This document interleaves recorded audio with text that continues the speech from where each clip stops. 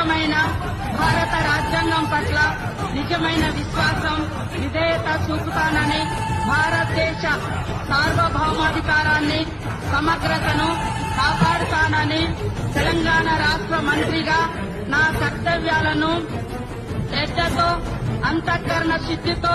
నిర్వహిస్తానని, భయం గాని, పక్షపాతం గాని,